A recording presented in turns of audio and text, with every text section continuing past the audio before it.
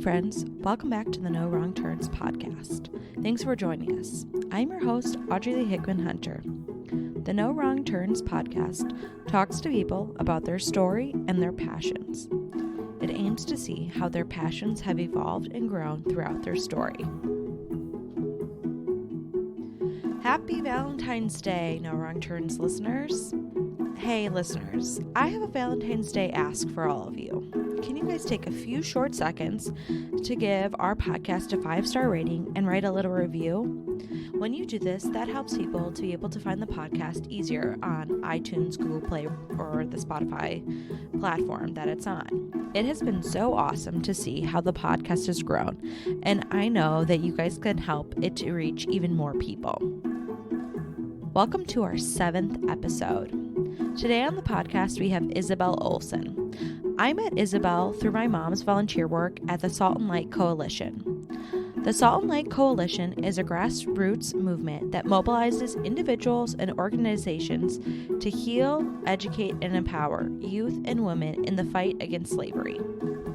Today on the episode, Izabel will first share with us her story, and then how and through her story she developed her passions for both yoga and helping youth and women combat human trafficking. You are for sure going to want to lean in and not miss hearing about how Izabel's passion for yoga was able to be developed into a vehicle for transformation for helping others. No matter if this is your story and you can relate to her or not, I believe that there is something here in this episode for you. All right, here's my conversation with Izabel. All right. Welcome to the No Wrong Turns podcast. And this week we have Izabel Olson on the podcast, and she is going to just share her story and her passion with us. So welcome, Izabel. Thank you. Thank you so much for being willing to be on my new podcast. Thank you for having me. So if you could just introduce yourself to the listeners, maybe just a little bit about who you are and where you're from. Sure. So my name is Izabel Olson. I'm the founder and CEO of Salt and Light Coalition. We are a nonprofit here in Chicago that provides workforce development training for women who have been trafficked. I was born and raised in Rio de Janeiro, Brazil, but now I am a transplanted Chicagoan. Very nice. When did you move to Chicago? I moved to Chicago about 10 years ago after I married my husband, Tony. Oh, so you guys met in Brazil as well?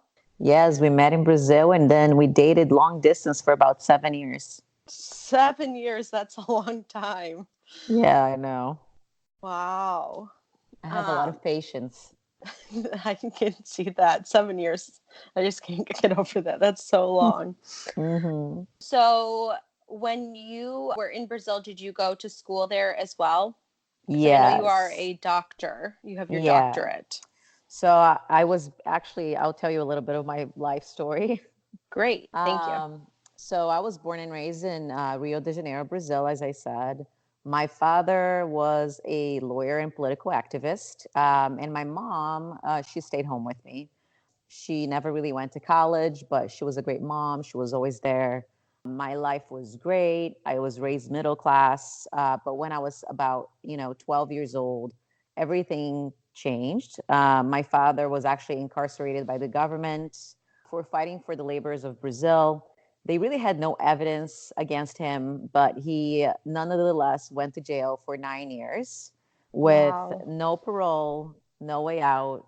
Like he just, went to jail. And, I was about 12 at the time and lived that life, became homeless. My mom didn't really have a means to support me at the time. We were going, from friend's house to friend's house. It was kind of crazy.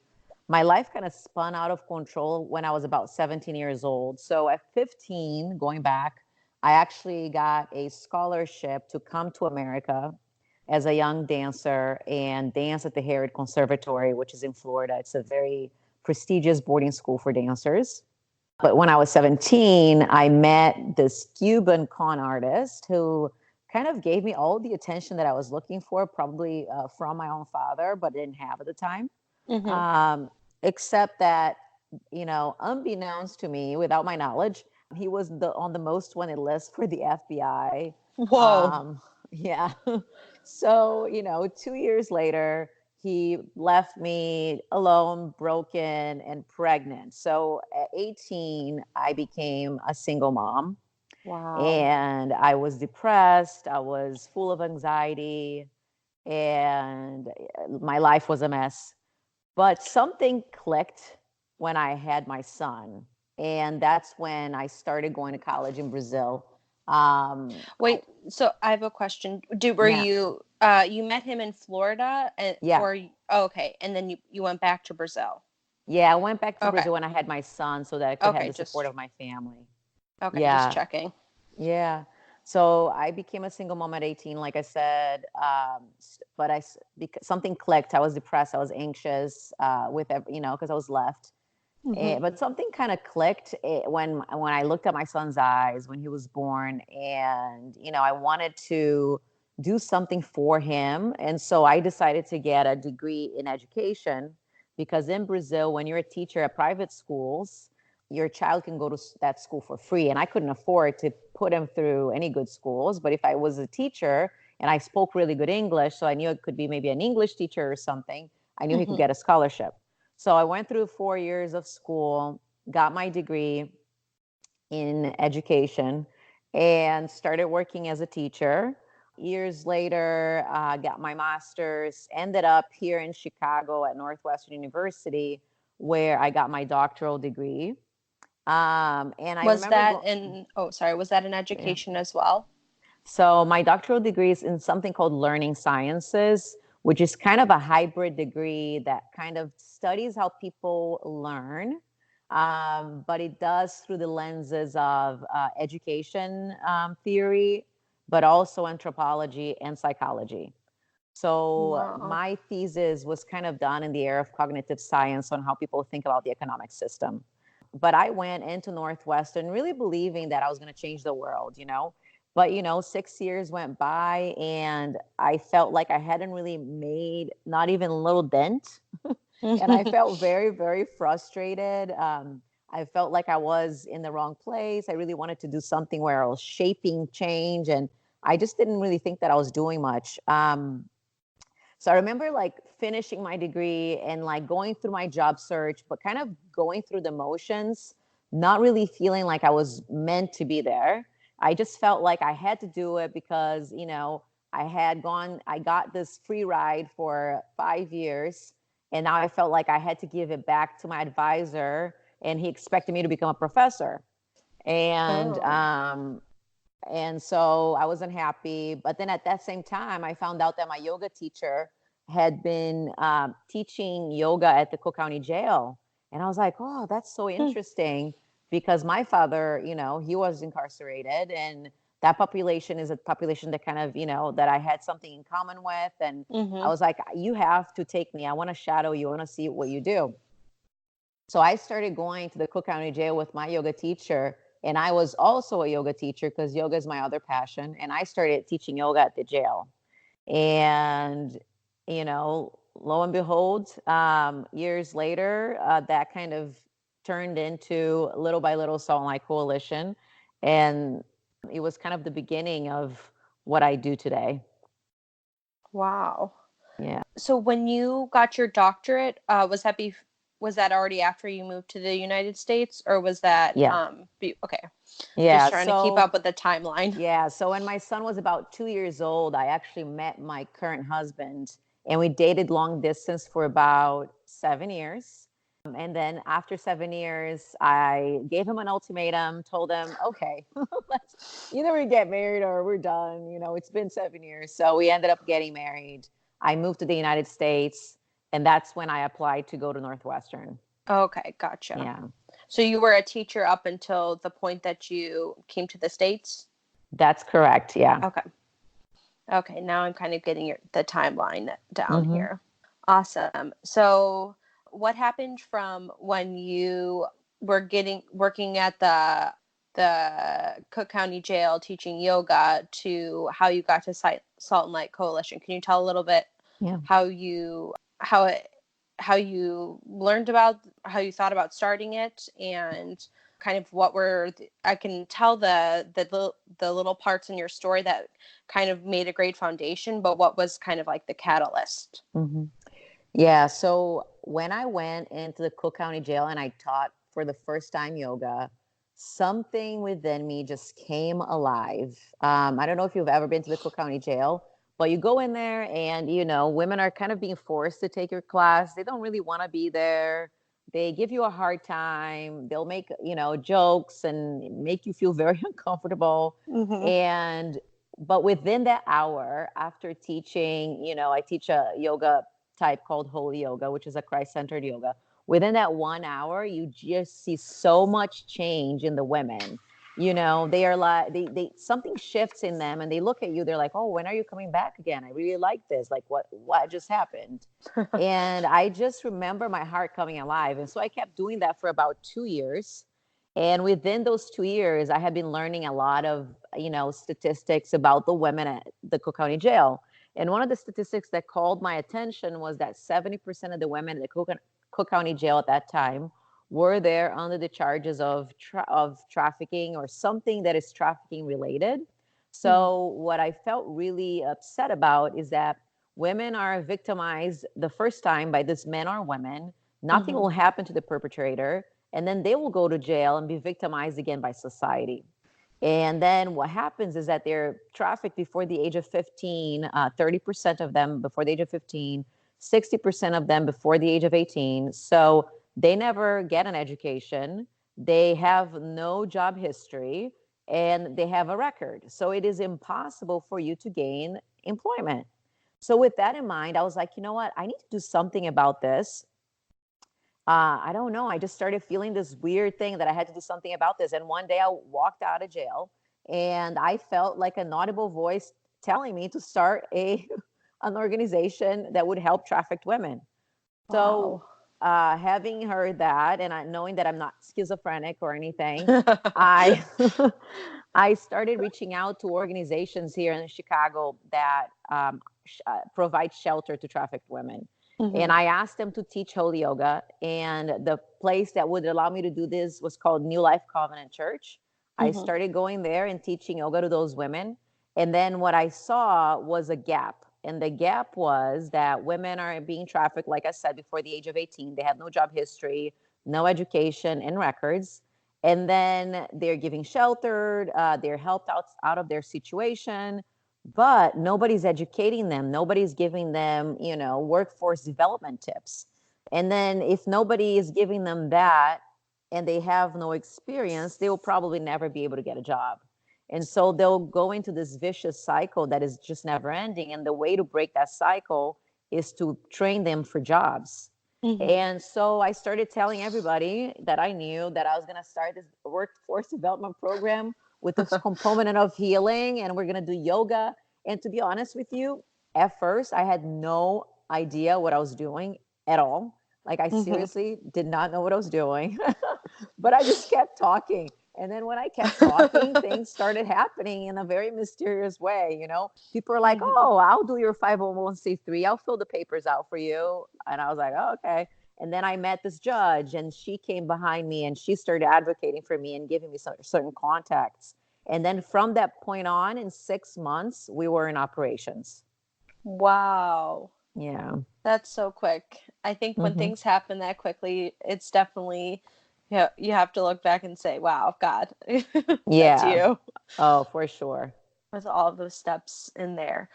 So one question I had was, could you explain the difference between regular yoga and holy yoga? I know you touched on that, but just what are the main differences? Sure. So yoga is the yoking of body, mind, and soul. It's an experience of being present and being this blissful state of yoga. The difference, I think, with holy yoga is that we're yoking body, mind, and the Trinity, the spirit of the Trinity. So Father, Son, and Holy Spirit. So it's really a moment of presence with your Savior, with the Lord. That's kind of my description of what holy yoga is. So you use like scripture, or I don't know, There's different ways. when you're going through it. Is that part of the practice, or I'm not sure Yeah. what I'm asking, but Yeah. So so sometimes you can use scripture during meditation. Sometimes you kind of unpack that scripture, but mhm. it's all based on the Bible, on what, God tells us for sure. Okay. Just wanted to hear about a little bit about the differences. Today's sponsor ad is brought to you by the No Wrong Turns Pod. During the No Wrong Turns Pod, we like to take a minute to highlight products and services that we like and enjoy. We are looking for more businesses and possible products to sponsor our show. Do you have a small business or a side job? If you're interested in having your company or product sponsored here on the pod, please send us a DM on Instagram or Facebook at No Wrong Turns Pod, or send us an email at nowrongturnspod@gmail.com. All right, back to Izabel's story. So, can you tell us a little bit more about what your organization has turned into and the program that you are running? So, okay. So basically, we kind of have developed and grown since that first, beginning in 2017. What happened was that I started doing this work, or of workforce development with the women. And the work that I do is really, really, really hard because it's all of, this mental work of relearning that you are worth it, of relearning that, that they are beautiful and that they deserve more in life. And it's really hard work when you're working with women that have been super traumatized. And so I wanted to do more than just provide workforce development training. I wanted to, prevent this from happening altogether. So now we have three initiatives, and the first initiatives is called Empower, and the first initiative is Empower, and I'm working on a curriculum to be delivered by school teachers here in Chicago. So right now, we are testing this curriculum with about 10 teachers in the CPS here in Chicago. Oh, wow. And the idea is to create awareness against trafficking while also teaching kids activism. So they basically learn about trafficking and then they kind of diffuse that, found that information in their own communities. And we have an activism competition at the end. Then we have an initiative called Educate, where we are using partnerships in other countries to open schools that will educate kids in countries that are sources to trafficking. Our first school opened in Myanmar in 2018 in partnership with Empowering International. We're hoping to open 10 schools in 10 years. Wow.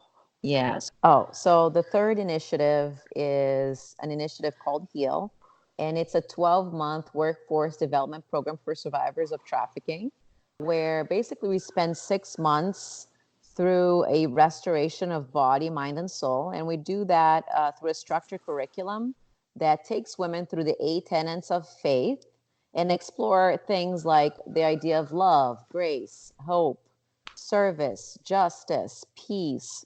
And after they go through the 6 months, they drop about 25% in their depression scores and 20% in their anxiety scores. Wow. And then we enter workforce development, which is another 6 months. We are fully volunteer run, and the women get stipends of $10 an hour to participate in our program. And then at the end, if they are able to pass on 5 job competencies that we are assessing them the whole time, they're placed in jobs with our employment partners. So those are the 3 initiatives that we have. So at the end of the 12 months, then they come out with skills, and they're certified in teaching yoga, correct? That's correct. Yeah. And a job is guaranteed. So it's not guaranteed to everyone. They have to basically pass 5 job competencies. So we are always assessing them in time management, professionalism, engagement. We want to know if they're trying to improve the skills they have. So we're constantly, assessing them. For the Mm-hmm. candidates that go through the program and they do well, we do place them in jobs. The job is guaranteed. If not, they're not placed in jobs. Then they have to do their own job search, which we do have time for and we guide them through it, but they have to land their own jobs. Wow. So are Yeah. the jobs that they're being placed in, is it Mhm. for teaching yoga, or is it from the other things that they learned during the program? So we actually use yoga as a tool in our job training to develop assertiveness. A Okay. lot of women that when they're trafficked, they're physically told not to speak. So when they come into the program, their walls are up. They have a very hard time communicating. And so Mm-hmm. we it's for you to teach yoga, you have to be very specific, very assertive, very direct, and very concise, which are great communication skills. So we use that course to develop those skills. Now, if the woman wants to teach yoga, she can, and she can get her certification, but we don't expect all of the women that go through a program to teach yoga. So, for example, Oh. we do have 2 or 3 yoga teachers from our graduates, but Mm-hmm. most women actually do not teach yoga. Most women are either in jobs in the kitchen, or they're office managers, or they're front desk people. We basically look at what their abilities are, their personalities, what they do well with, and we try to place them in the job that is good for them. Wow. Okay. I didn't know that. That's good to know. Yeah. So sorry when I interrupted you earlier, but could you tell us a little bit more about the education schooling that you were talking about earlier for the second initiative? Mm-hmm. So we wanted to, so 50% of the people that are trafficked here in Chicago are from Chicago, and 50% are smuggled into the country, are people that are coming from Asia or South America, Africa. So we want to educate people so that they never fall prey to traffickers. And we're doing that by opening schools with partnerships in other countries. So as I said, our first school opened in Myanmar with a partnership with Empowering International. And we're hoping to open another 10 in 10 years.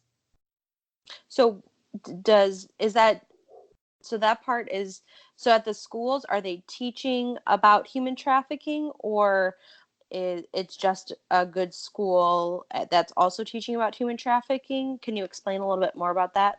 Yeah, so it is a school where they're trying to advance their education, where we're trying to provide better education than they would otherwise in a public school. And they're teaching about trafficking. So we have a trafficking specialist in Thailand who is going to start teaching our curriculum, our HEAL curriculum for trafficking survivors. And she is going there to teach about trafficking and to provide them with education so that the kids there will never fall prey to traffickers. Wow. I haven't heard of an organization that's kind of has like multi-facets like that of going to commonly trafficked countries Mm-hmm. to have education there. Is that something that is common, or would you say I'm Uh, just not familiar with that? No, I don't think it's common. We just want to use education as a vehicle for that. I have a background in education. Obviously, I'm passionate about education, and we Hmm. just found the right partner. And their mission is to empower and educate people. And so we just are working together and bringing both of our missions together. Very, very awesome. So I just kind of wanted to pivot a little bit and see with human trafficking, I just wanted to know and if there are any myths that you had heard about or things that people commonly believe are true that you have found that aren't true, but the majority of people are believing. Hmm. I think a big myth for us, particularly here in the U.S., one is that trafficked people are people coming from Russia or from Asia. 50% of people that are trafficked are actually people that are born and raised here in the United States of America. So just in Chicago, 25,000 women and girls are being trafficked each year from Chicago. And that is something that is a myth that people think it's not true. But the truth is that it's happening everywhere, right underneath our noses, and we don't see it. What else? So that's one. Oh, the other myth is that people will often think that trafficking only happens to low income people, and that is also not true. What's happening nowadays is traffickers are targeting kids through the internet. So 42% of people that get trafficked meet their traffickers online, and they're just looking for certain vulnerabilities. And yes, one of the vulnerabilities is, lack or need, financial need. But, he's also looking for a low self-esteem, depression, anxiety, emotional vulnerabilities, or lack of a family unit or community protection. So, traffickers are targeting kids from all social strata. Wow, those are good to kind of debunk and raise more awareness to. I think the statistic you said of 25,000 is Mm-hmm. something that is just kind of hard to fathom, because that's so many, and Mm-hmm. it's right in like Yeah. your backyard basically. Yeah. That's 2 women of each hour of each day. Wow. Yeah. It feels really tangible when you put it Mm-hmm. like that. Yeah. So it kind of seems a little, sometimes, especially hearing those statistics, might seem a little bit overwhelming for people and challenging, and maybe too much for people to handle. Do you think people, what suggestions would you give to people who are finding learning these statistics and more things about human trafficking overwhelming, and not having a response to it? Do you have any suggestions for them? Mm-hmm. I think that anything that is worth, taking on is going to be overwhelming, and it's going to be challenging and difficult. And how you deal with that is that you take one step at a time and you just try to do what you can. Maybe you can't open a not-for-profit tomorrow, but you can volunteer at one. For example, we're fully volunteer run, right? Maybe you can't, save everyone, but what you can do today, for example, there are certain brands that are known for using slave labor. Find out online what those are and stop buying them. That's a simple step that anybody can do.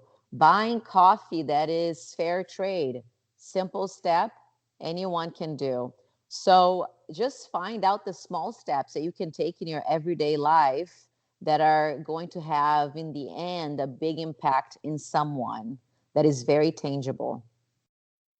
I think those are some great suggestions. And the first one that you said about just taking a step, and that sounded like how you started off with Mm-hmm. just taking a step and going to volunteer at the jail, and then Mm-hmm. taking another step and going to find an organization that you could teach yoga at. So Mm-hmm. those small steps clearly like helped you along the way as well. Mm-hmm. Yeah. Um, do you have any other advice for someone who's wanting to learn more about human trafficking, and maybe where another place that they could start if they're specifically interested in learning about human trafficking and what they could do? Mm-hmm. So there's so many organizations in Chicago now that are coming together to fight human trafficking. So I recommend people just go online and Google it and attend the events. There is a task force against trafficking in the city of Chicago now. Join us, find out more. Really search those organizations online and support them. We're out here, we're fighting the fight, and we're always looking for support. So specifically with the Salt and Light Coalition, what kind Mhm. of volunteers do you look for? Hmm. So we're pretty much, I would say, 90% volunteer run. We are a very small staff of three. I'm a volunteer myself, and then I have a psychotherapist and an operations person. Everybody else is a volunteer. So we need volunteers of all shapes and sizes and abilities and talents. So from scheduling to helping us with the Christmas list to coming in and cooking with volunteers, teaching a yoga class or teaching some sort of class to the women, maybe fitness, maybe improv. Today we had somebody teach spoken word. We can really utilize any talent. Get in contact with us, and we would really love to utilize your time and talent. Awesome. So can you tell where, is it just saltandlightcoalition.com Mm-hmm. or? Okay. Yeah, if you'd like to volunteer, you can go to www.saltandlightcoalition.com and then just click on volunteer and fill out the form, and we'll get in touch with you. Awesome. That's a great next step. Mm-hmm. So, to end all of the interviews, I am asking the same question, and that is, what is fueling you today, and what's fueling your passion? So, this could be anything from a new coffee drink to a book to a new favorite part of town that you found. What's fueling you today? Yeah. So what fuels me today and every day is just witnessing the transformation of women. It's the honor of my life to just see women transform. And there is this one day for each woman at Salt Lake Coalition when something clicks. And it's almost like a light goes on and they start glowing and they're smiling more. Something happens one day. And I'm always looking for that day. I'll tell you a quick story. So I remember this one girl, and I'll change her name for, confidentiality reasons. Mm-hmm. But Jessica, when I interviewed her, I remember looking, she was in the first cohort of Salt Lake Coalition. And it was one of my first interviews. And I remember looking at her and thinking, am I over my head? Her shoulders were curved. She looked depressed. She looked like she could not be reached. And I have no idea what I'm doing. I'm looking at this woman. I was scared. She's looking at me like this girl's crazy. And I almost did not accept her into the program, but this is an experimental program at the time. We don't know if it's really going to work. It's not like I could get a lot of candidates. She ended up in the first cohort of Salt Lake Coalition. And I remember there was the one day about 6 months into the program where this woman came and she was just glowing. Like she looked different. She was smiling. It was almost like, I don't know, like she was just like really shining. And I told her, I said, Jessica, something changed about you. I can't put my hand on it, but you just look like you're glowing. And she said, Isabel, yeah, I went and I saw my mother this weekend, and she told me that she looked at me and she finally sees her daughter again. Wow. And I think that story captures the kind of transformations that I see on a day-to-day basis. And that's what fuels my passion today. Wow. Thank you so much for sharing that with us. Yeah, no problem. I think it's great to be able to see kind of a tangible change, and it's just crazy how much that can happen and after a visit, or when it finally just clicks after weeks or months. Right. Wow. Well, thank you so much, Isabel, Thank for you. being on the No Wrong Turns podcast, and for sharing about Salt and Light Coalition. Thank you so much. All right. Thank you. Bye, Audrey. All right. Bye. Thank you so much.